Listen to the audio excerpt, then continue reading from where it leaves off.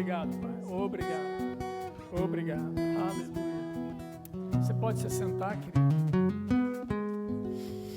Aleluia. Obrigado, pessoal.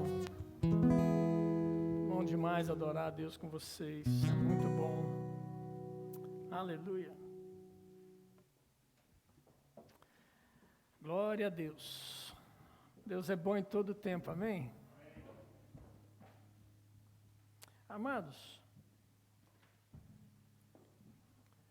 creio que todos que estão aqui conhecem ou já ouviram falar na pessoa, na figura chamada Moisés. Moisés foi um dos maiores profetas da palavra de Deus, foi libertador de Israel. Israel se encontrava cativo no Egito. E um belo dia, Deus levantou Moisés para tirar o povo da escravidão. Moisés, depois de haver vivido desde a sua infância no palácio, aprendendo a língua, as instruções, tudo que dizia respeito à realeza do Egito, Moisés experimentou. Viveu assim intensamente. Até um dia que Deus pega e olha, chegou o tempo de Israel, nós vamos libertar o povo.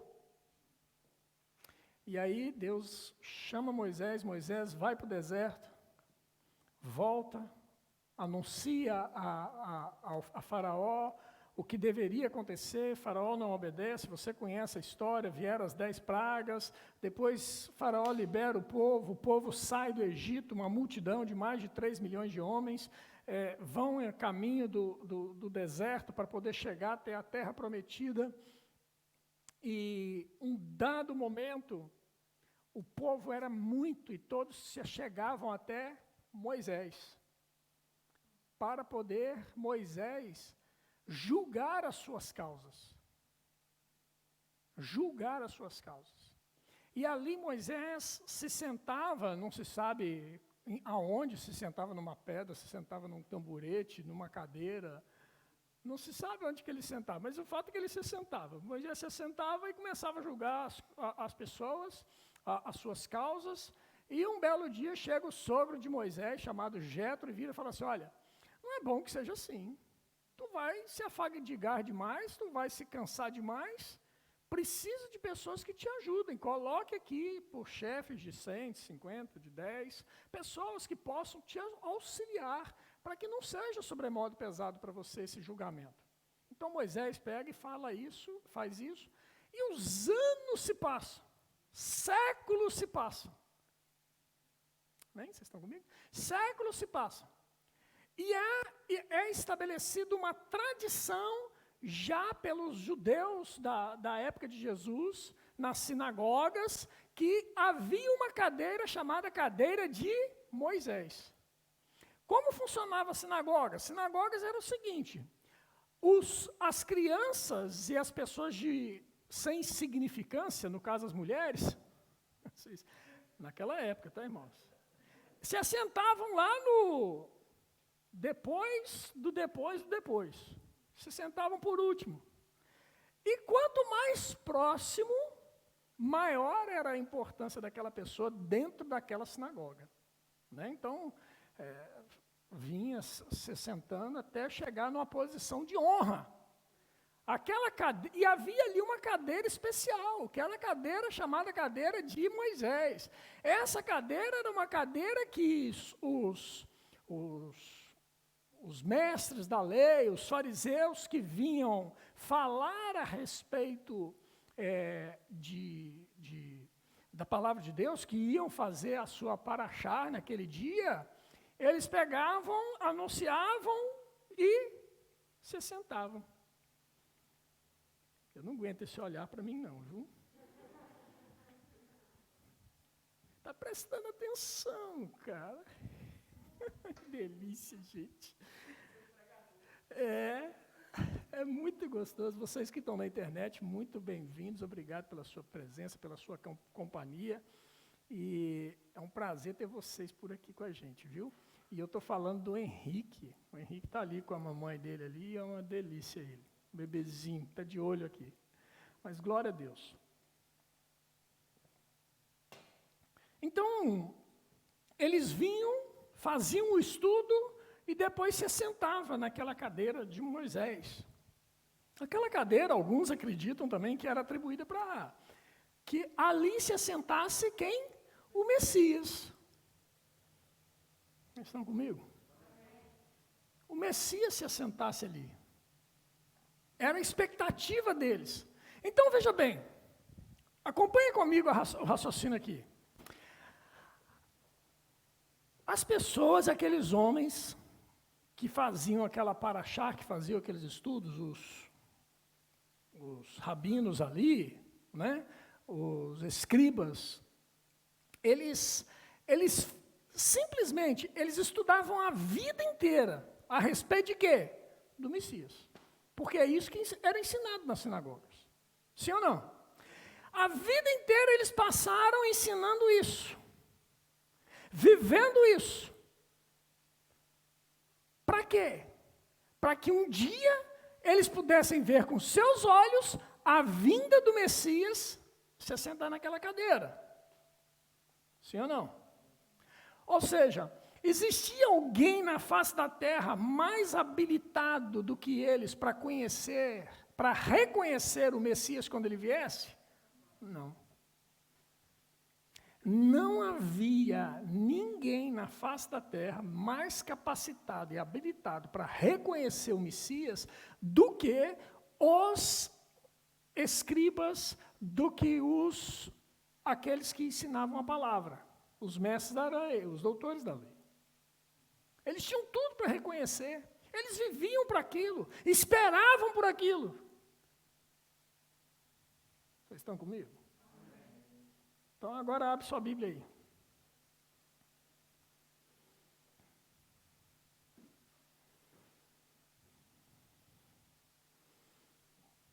Mateus capítulo 23.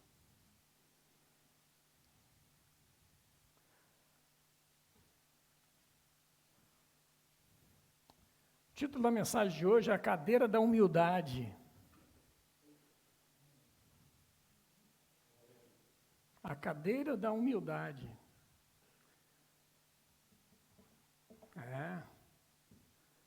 Poderia ser as sandálias da humildade também, né?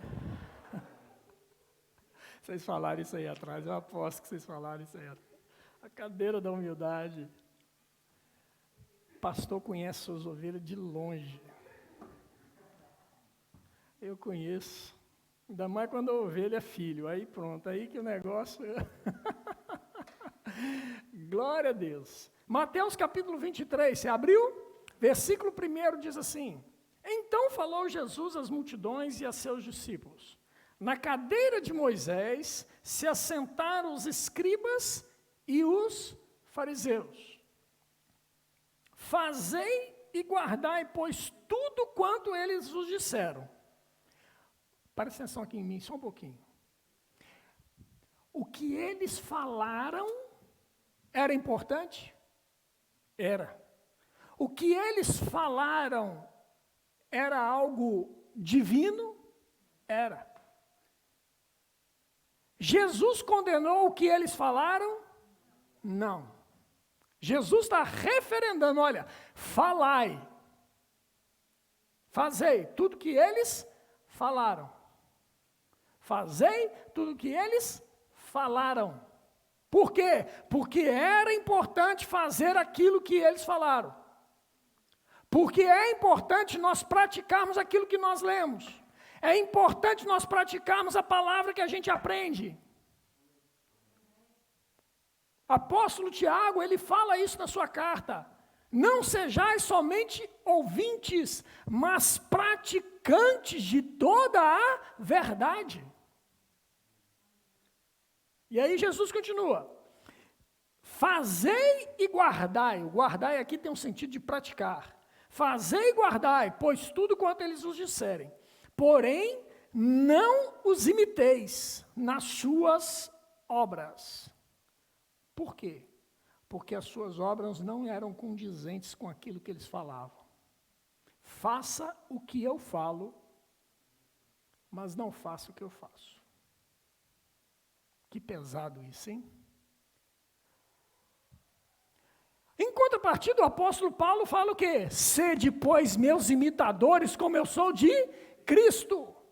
Se tem alguém para olhar, olha para mim, o apóstolo Paulo falando. Olha para mim como eu imito a Cristo. O que ele fala, eu vou fazer. Então faça também. Olhe para ele e faça o que ele falou para fazer. Amém, irmãos?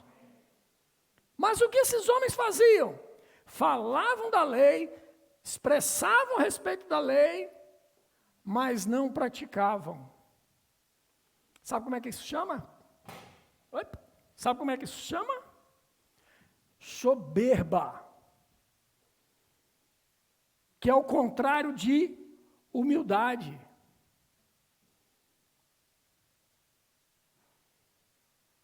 São soberbos, são cheios de si mesmos. Não praticam aquilo que falam. Aleluia. Glória a Deus por esse silêncio quase que sepulcral. Versículo 4. Olha o que eles fazem. Atam fardos pesados e difíceis de carregar e os põem sobre os ombros dos homens. Olha, que coisa pesada.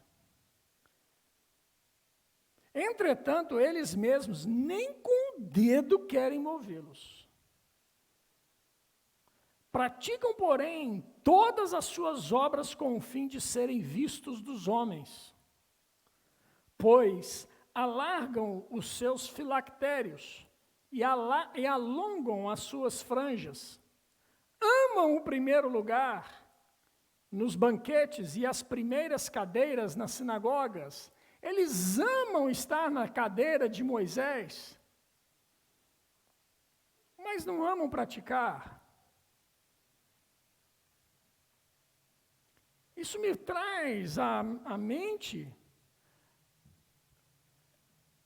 que determinadas pessoas sentam na cadeira da igreja e olham para aqui um músico e falam assim, uau, eu quero o lugar deles.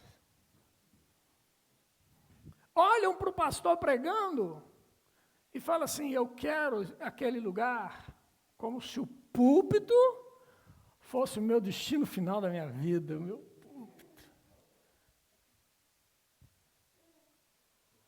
Querem isso, mas não querem pagar o preço que envolve isso. O preço de renúncia.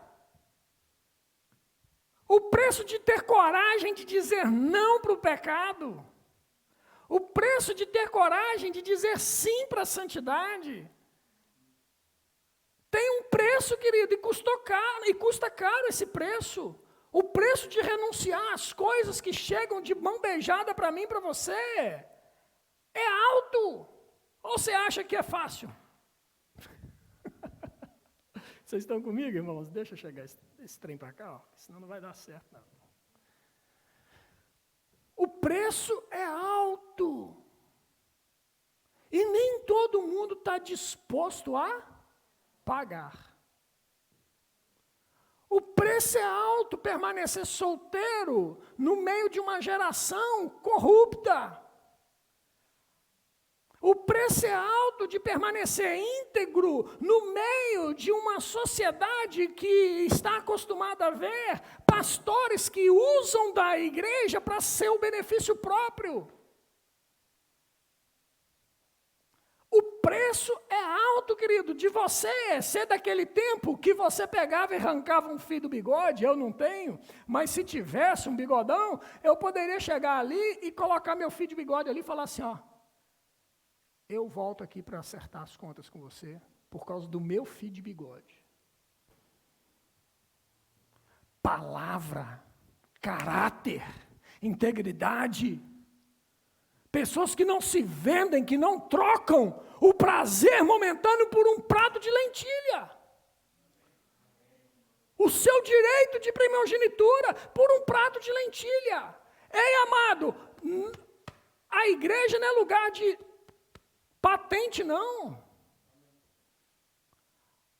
A igreja é lugar de gente que ama a gente, de servos,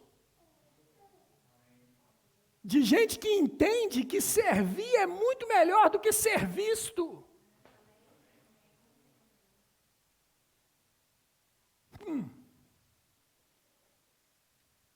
Aleluia. Eu espero que vocês continuem me amando depois dessa mensagem. Vai chegar, nós vamos chegar num bom termo, calma. Nós vamos... Até o final você vai me amar. Glória a Deus. Glória a Deus por 2, amém. Obrigado aí. Aleluia. Versículo 5. Versículo 6. Versículo 7. Versículo 6. Amam o primeiro lugar nos banquetes e as primeiras cadeiras nas sinagogas, e as saudações nas praças, e os serem chamados mestres pelos homens. Oh, Rabino, por favor, está aqui a cadeira de Moisés, sente-se nela, Rabino.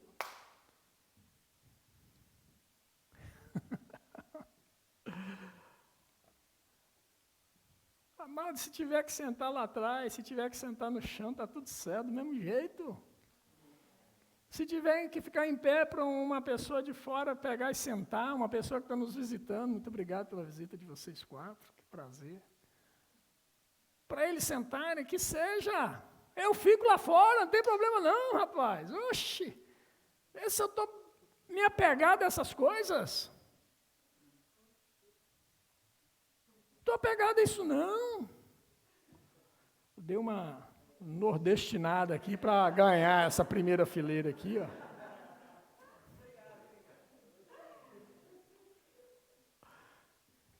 Tem exceções ali, né? Minha colega mineira. Amém, irmãos? 2 pontos negativos que eu observo nessa fala de Jesus. O primeiro deles está no versículo 4. Atam fardos pesados e difíceis de carregar e os põem sobre os ombros dos homens.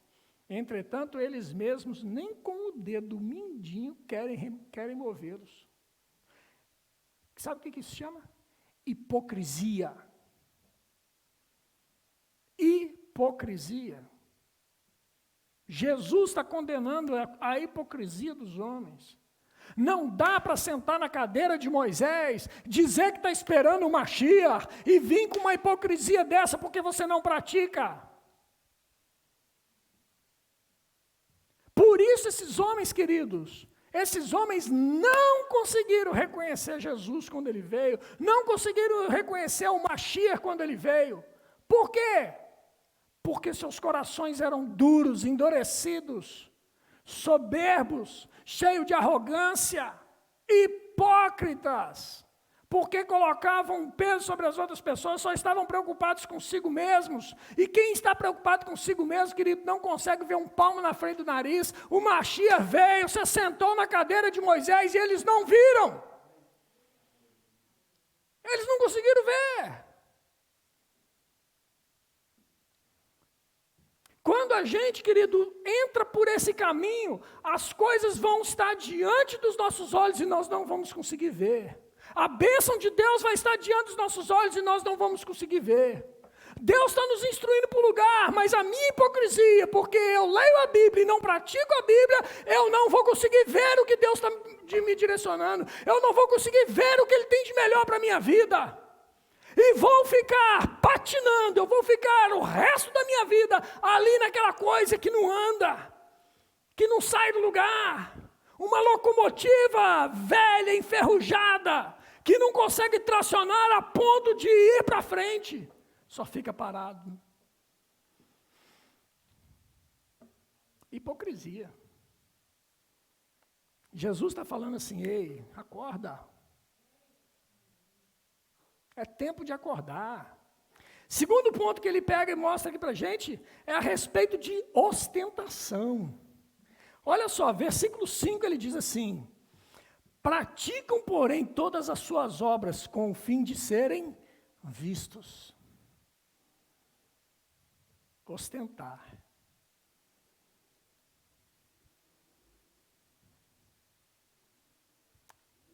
Quando algum amigo meu vem lá de Belo Horizonte, eu peço para trazer um queijo canastra, queijo lá de Minas Gerais. Eu faço questão de botar uma foto na internet.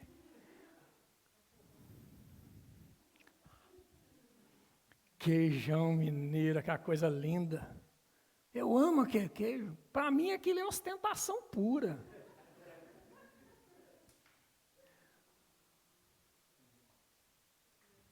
Eu sei que tem alguns aí que é um prato de cuscuz, glória a Deus pela vida de vocês, mas eu amo queijo. Esses homens, eles faziam isso para ser vistos. Percebe, querido? Tudo que eles faziam era para ser visto. Oravam em público e nas praças. Ó Senhor, Deus Todo-Poderoso e bom, oh, aleluia. Eu não sou igual aquele hipócrita que está sentado lá atrás. Não. Eles oravam assim. Querida, a Bíblia desnuda a hipocrisia do ser humano, a falsidade. Eles queriam era ser vistos. Ninguém quer, querido, pagar o preço de chorar sem ser visto. Quem é que quer acordar de madrugada para orar pelo culto da manhã, pelo culto da noite? Quem é que quer preparar a mensagem, gastar tempo estudando, meditando na palavra para poder pregar uma mensagem? Quem é que quer estudar a música? Ontem eu falei isso aqui para os músicos. Quem é que quer estudar as músicas para poder chegar aqui e dar o tom certo? Tá harmonia, né? Que chama, né? A banda toda em harmonia, as vozes em uníssonas. Eita, Jesus. Quem é que quer pagar o preço disso, querido? Às vezes a pessoa senta ali e acha que, não, eu quero é cantar, pastor. Eu fui chamado para cantar.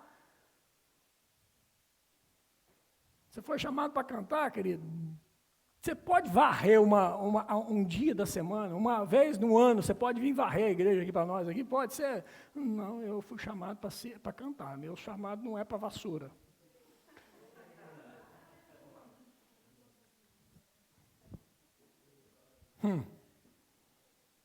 Hoje, graças a Deus, não precisa, mas quando era lá em Canidelo, quantas vezes nós fomos para lá limpar lá, né, meninas? Limpar a igreja. Hoje não precisa mais, já tem gente que faz isso. Mas naquela época que a igreja estava começando, nós limpamos, e aí? Quebrou a mão de alguma? Não, de vocês não.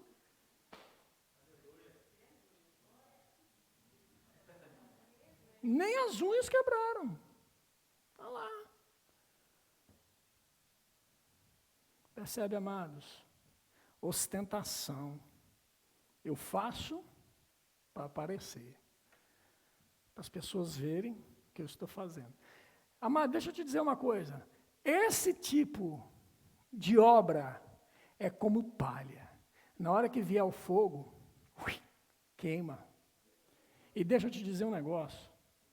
O fogo vem. Sabe por quê? Porque a igreja não é do pastor, é a igreja de Jesus. E Jesus, na hora que ele manda o fogo, ele limpa. Estou falando que vai matar você não, viu? Mas essas obras são destruídas. Amém, irmãos? Não fica de pé, não se sustenta. Logo a máscara cai.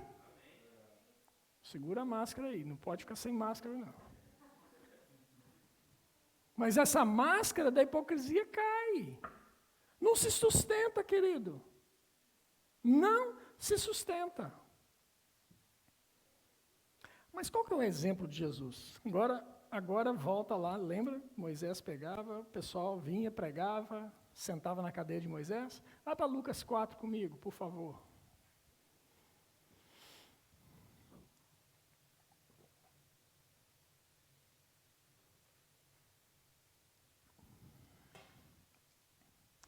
Aleluia, Deus é bom. Glória a Deus. Você achou Lucas 4?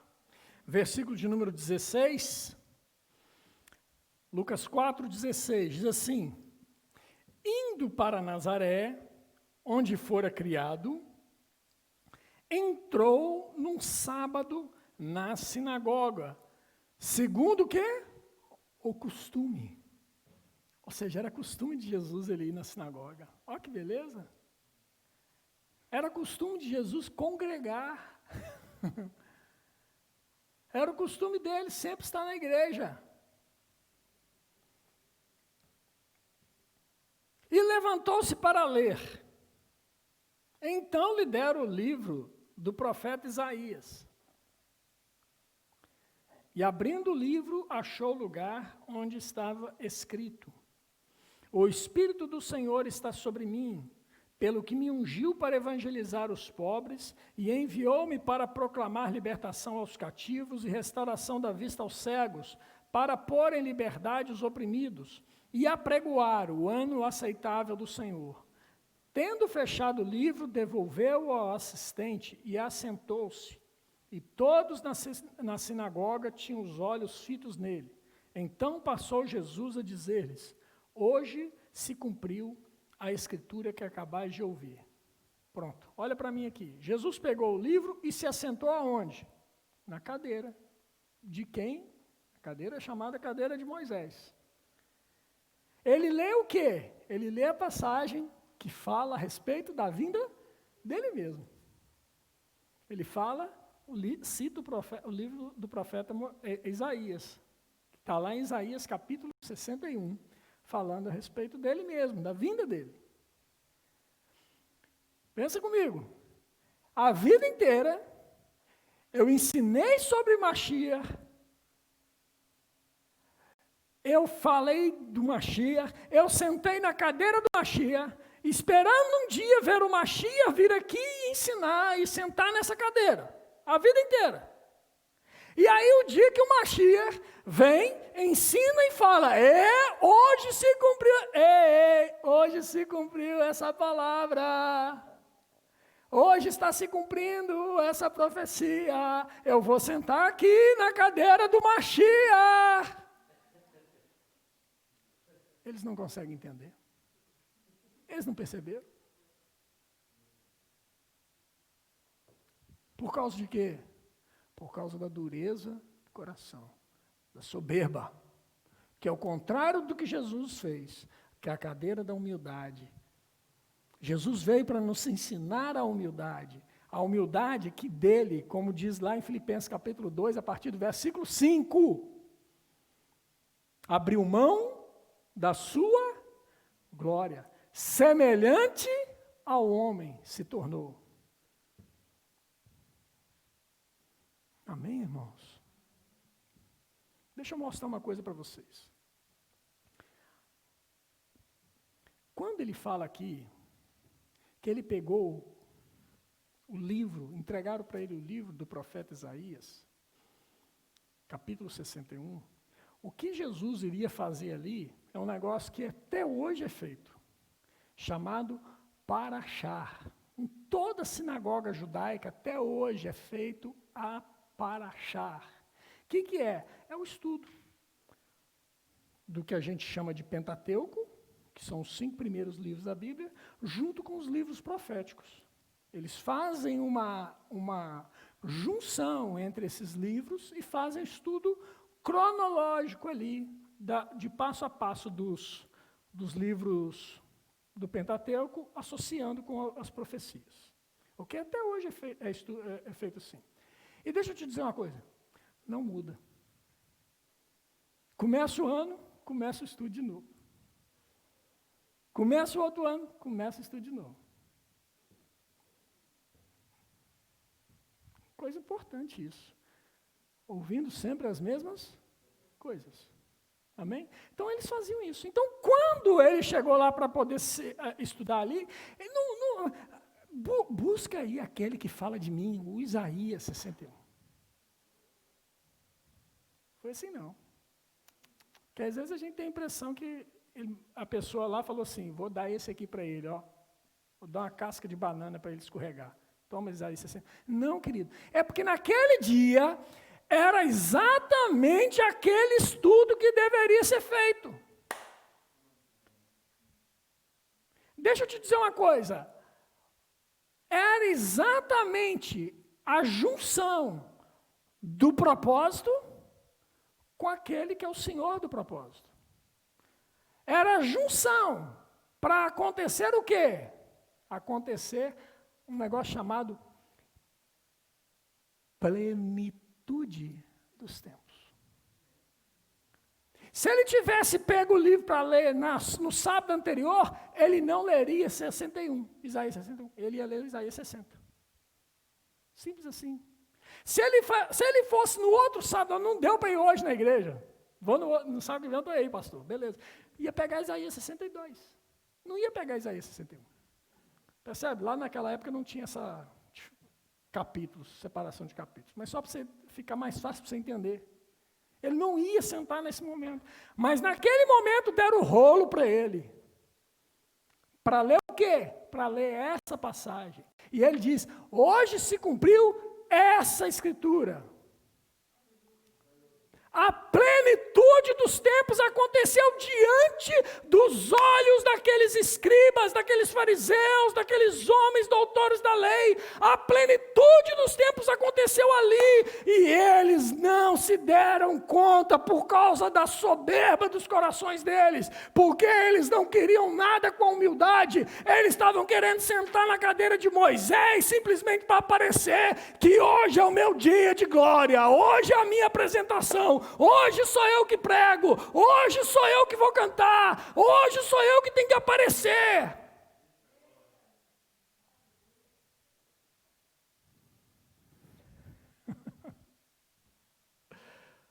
Era para isso que eles queriam se sentar ali, irmãos. Não era para outra razão. E por causa disso não perceberam, diante dos seus próprios olhos, acontecendo a plenitude dos tempos. O que a gente aprende com isso, queridos? A gente aprende que humildade, tudo que ele leu a respeito dele mesmo, foi por ele praticado. Jesus veio e fez a contrapartida.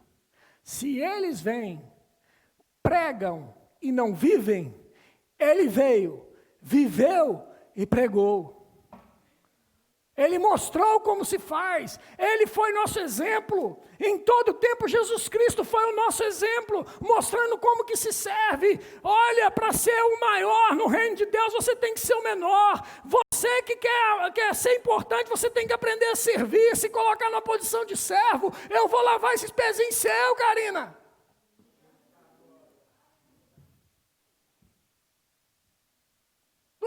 Não é a Karina que tem que lavar o meu, sou eu que tenho que lavar o dela.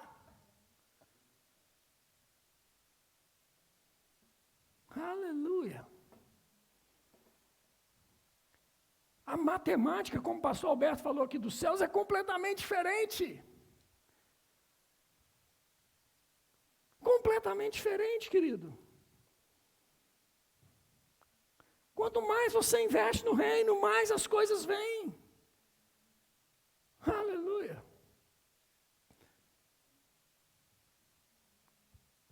Quem quiser ser o maior, tem que ser o menor.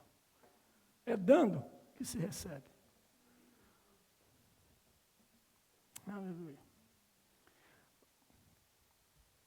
João capítulo 1. O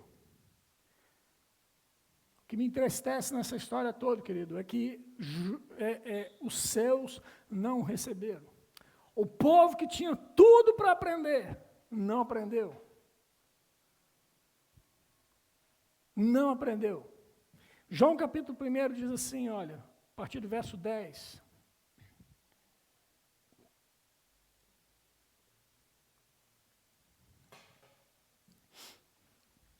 O verbo estava no mundo.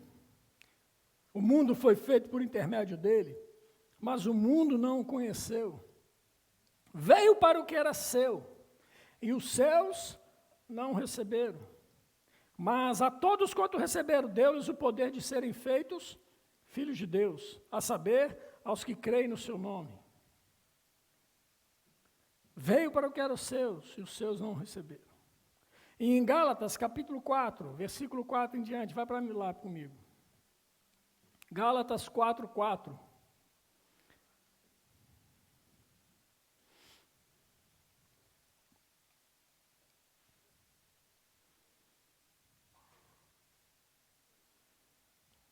Queria pedir o pessoal da banda para poder vir para cá, por favor. Gálatas 4:4 diz assim: vindo, porém, a plenitude do tempo, Deus enviou o seu Filho, nascido de mulher, nascido sob a lei, para resgatar os que estavam sob a lei, a fim de que recebêssemos a adoção de filhos. E porque vós sois filhos, enviou Deus ao nosso coração o Espírito de seu Filho, que clama, Abba, Pai. Ei, Jesus veio nessa terra, querido, na plenitude dos tempos, com um único objetivo: de fazer com que eu e você deixemos de ser escravos para sermos filhos de Deus. Para nós podermos, finalmente poder dizer, Abba, Abba, Paizinho, Abba, Pai. Está ali o Henrique, ó. Ele ainda não fala. Mas o dia que ele começar a falar, e ele falar Abba pela primeira vez, que ele falar Pai pela primeira vez, o babão do Guilherme vai chorar. Eu sei que eu estou falando.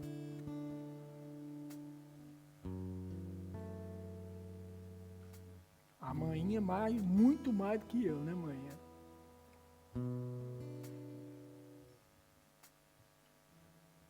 Pai também. Haja filho, né? Haja com escolha, né, pai? Abba. Ouvir o filho dizendo, papá. Tem prazer maior não, queridos. E Deus, entenda isso, a cabeça paterna de Deus. A cabeça paterna de Deus, eles não podem me chamar de filho, de pai. Eu vou dar para eles o prazer de ter um pai para poder chamar de meu pai. Como é que eu faço isso? Eu vou me dar por eles. Deus envia Jesus Cristo, morre na cruz, para nos restabelecer numa condição de Abba, de filhos, para podermos dizer Abba, Pai.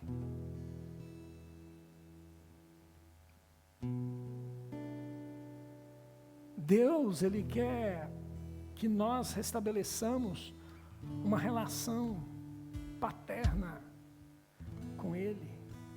Ele é o meu Pai, eu sou o filho dEle.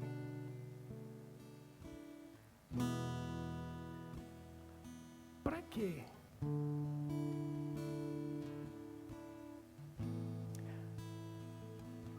Para quê?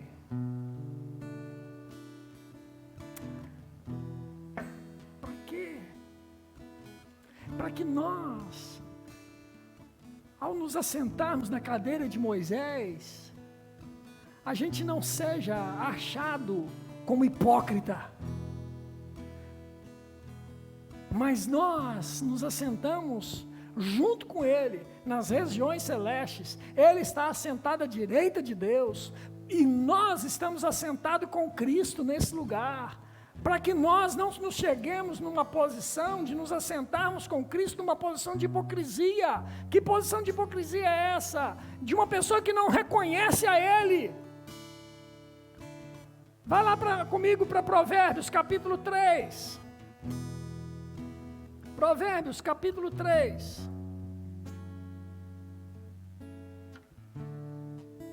Versículo 5 diz assim: confia no Senhor de todo o teu coração e não te estribes, não se ensoberbeça com o teu próprio entendimento. Versículo 6: conheça-o em todos os seus caminhos. O que Deus fez através de Jesus foi isso, amado. Para que ao nós nos assentarmos juntamente com Ele, nós possamos reconhecê-lo. Como é que eu vou reconhecer alguém que eu não conheço? Meu Deus, que coisa séria é essa? Como eu vou reconhecer alguém que eu não conheço? Aqueles homens pregavam e se assentavam na cadeira, mas eles não conheciam a Deus. Por isso, não foram capazes de reconhecer Jesus quando esteve ali dizendo, ei, tinha duas mãos apontando, ei, sou eu, o Mashiach que vocês esperavam, ei, sou eu. Assentou-se na cadeira de Moisés, dizendo, sou eu. Não foram capazes de reconhecer, porque não conheceram. Você só reconhece se você um dia conheceu.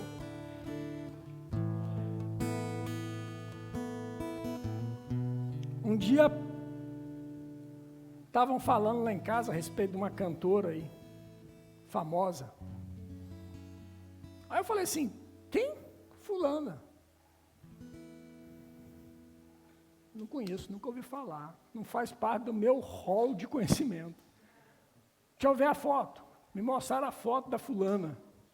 Mostraram a foto dela, eu falei assim, meu Deus, se eu encontrar com essa mulher na rua, eu vou achar que é uma qualquer. Eu não vou reconhecê-la. Por quê? Porque eu não conheço. Mas ela é famosa, pai. Nunca me apresentaram, nunca vi na minha vida. Não tem como. Não vai reconhecer nunca. Está aqui os nossos convidados. Se você encontrasse comigo na rua aí, você me reconheceria? Não. Por quê? Porque nunca tiveram a oportunidade de me conhecer. Mas agora que nós estamos nos conhecendo, pelo menos a testa a gente já identifica, né? Ali. Está ali aquele cara da testa que estava lá na igreja. Ele é o pastor lá. Com Deus é assim, querido. É chegado o tempo de nós reconhecermos Ele. De parar de nos relacionarmos com alguém que nós nem sequer conhecemos. Agirmos e praticarmos uma vida como se não o conhecêssemos. Ei, deixa eu te dizer uma coisa. Deus, Ele não está do seu ladinho hoje. E amanhã não está mais. Amanhã eu vou para o lado do Mateus. Aí depois de amanhã eu vou aqui para trás do André. Aqui coladinho, André. Não, amado. Deus não age assim, não. Essa não é a forma de Deus agir, não. Deus está dentro do André. Deus está dentro de cada um de nós.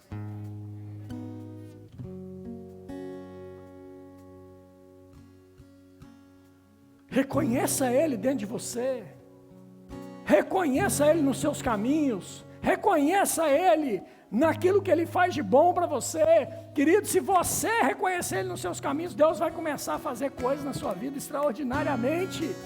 Porque é isso que Ele quer fazer. O intuito de Jesus, quando Ele veio e leu essas escrituras e se assentou na cadeira de Moisés, foi para quê?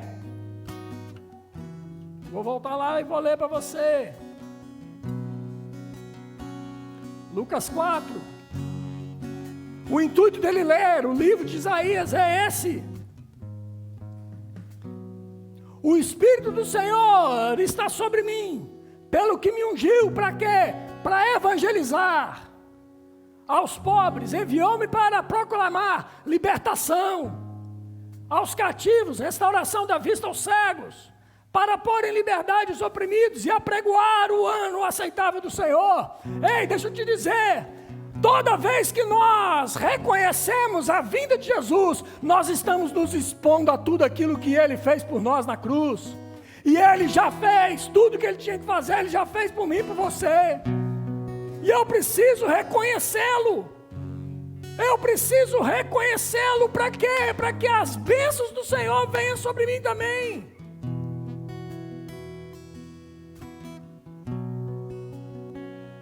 Chegou o tempo, querido, de nós reconhecermos a Jesus.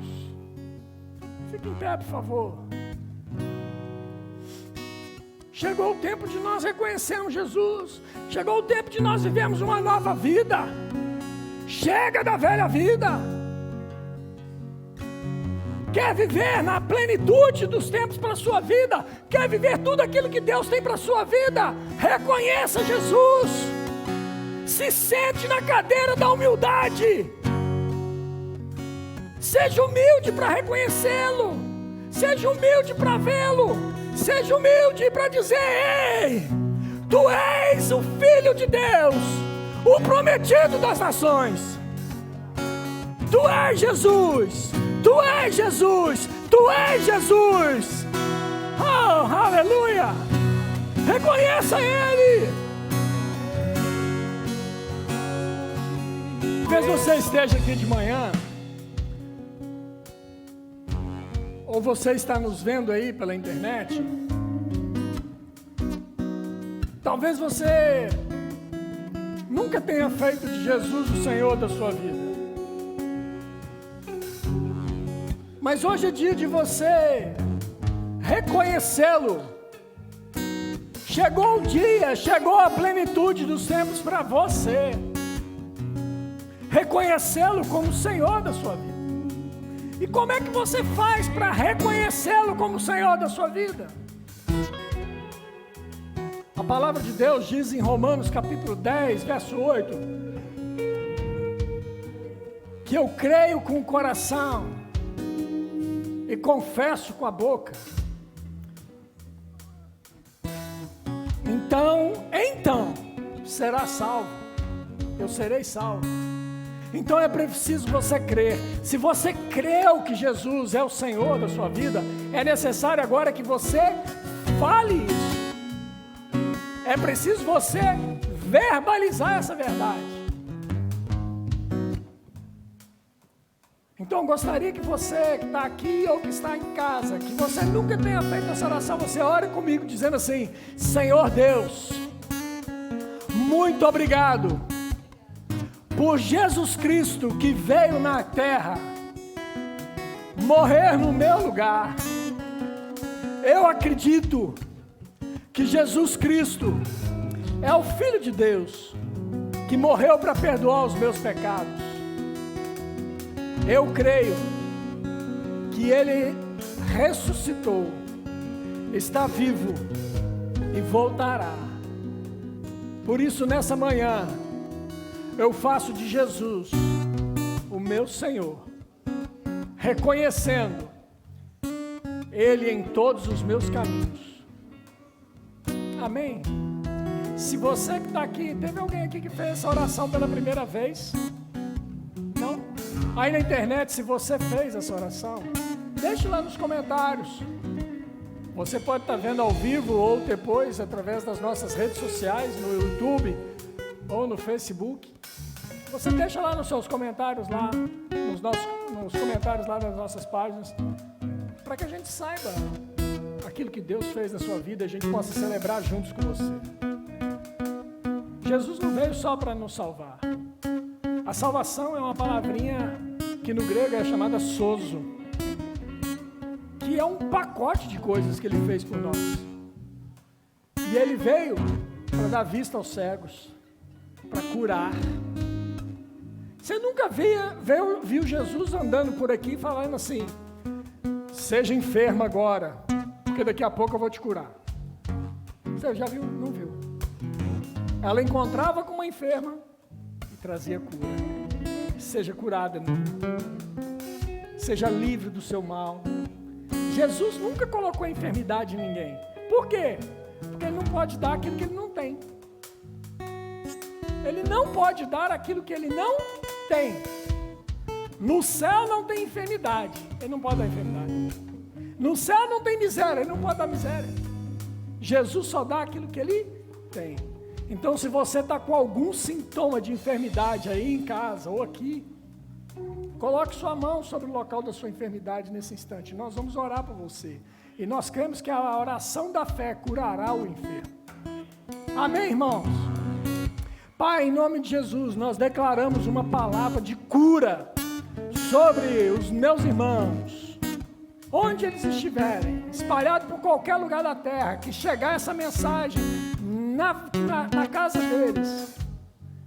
Eu quero declarar em nome de Jesus Cristo, o Senhor Jesus tomou sobre si todas as nossas dores e enfermidades. O castigo que nos traz a paz estava sobre ele. Pelas suas pisaduras nós fomos sarados. Receba a cura agora em nome de Jesus. Receba a cura em nome de Jesus. Seja livre desse mal em nome de Jesus. Todo espírito de enfermidade nós repreendemos agora na autoridade